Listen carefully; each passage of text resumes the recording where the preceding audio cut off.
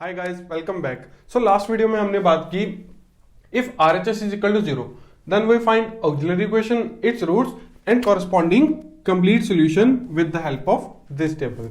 Now next बात करेंगे जब right hand side non zero हो, उस केस में भी यहां तक सारा काम सेम चलेगा, बट इसे कंप्लीट सॉल्यूशन नहीं कहेंगे, इसे हम कहेंगे कॉम्प्लीमेंट्री फंक्शन। एंड सेकेंडली एक काम एक्स्ट्रा करेंगे, दैट इज यहां पर पर्टिकुलर इंटीग्रल भी फाइंड करेंगे। मान लो ये किसी इक्वेशन की सिंपलिक फॉर्म है जहां पर right hand side non zero है, मतलब सम फंक्शन ऑफ एक्स है, देन सिंपली इस एफ डी को डिनोमिनेटर में ले जाओ और हमारा फॉर्मूला तैयार हो गया पर्टिकुलर इंटीग्रल का। क्लियर। अब पर्टिकुलर इंटीग्रल फाइंड करने के डिफरेंट केसेस डिस्कस करते हैं। So the very first case is when q x is equal to e raise to power a x. तो पर्टिकुलर इंटीग्रल में सिंपली इस डी को ए से रिप्लेस कर देंगे। मान लो यहां पर राइट हैंड साइड में हमें गिवन है ई रेज टू पावर 2x, तो यहां तक सारा काम सेम। अब फाइंड करते हैं particular integral which is yp is equal to 1 upon f D हमें गिवन है D square minus 4d plus 3 into q x e raise to power 2x। तो सिंपली इस d को 2 से रिप्लेस कर दो, that is 1 upon 2 square minus 4 into 2 plus 3 into e raise to power 2x which is equal to 1 upon 4 minus 8 plus 3 e raise to power 2x which is equal to 1 upon -1 e raise to power 2x। तो particular integral आ गया अपना minus of e raise to power 2x। अब इसका complete solution लिखते हैं, that is y of complete solution is equal to y of complementary function plus y of particular integral which is equal to c1 e raise to power x plus c2 e raise to power 3x plus particular integral that is minus of e raise to power 2x। Clear. तो ये आ गया हमारा final answer. Now next case discuss करते हैं जब यहां पर e raise to power 2x की जगह e raise to power x आ जाए।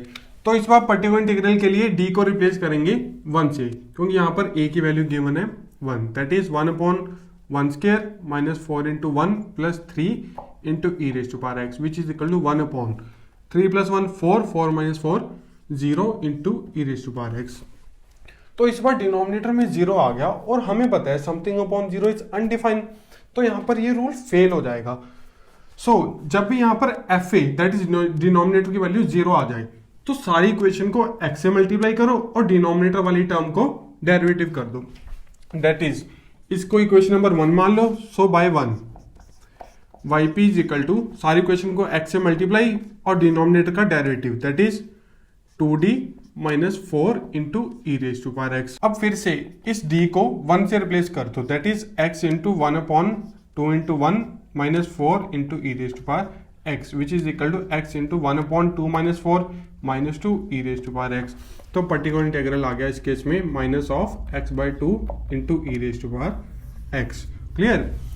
Now in case anyhow अगर फिर से यहाँ पर 0 आ जाए तो फिर से वही सारा प्रोसेस रिपीट करते, दैट इज इस सारी इक्वेशन को फिर से x से मल्टीप्लाई करते, तो यहाँ पर x स्क्वायर आ जाता और डिनोमिनेटर का डेरिवेटिव दैट इज 2d का derivative 2 into e raise to power x।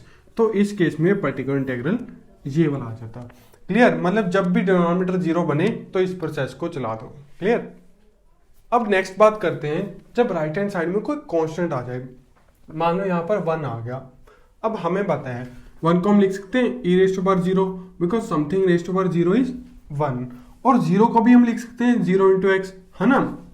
मतलब यहाँ पर 1 को हमने लिख दिया e raise to power 0x।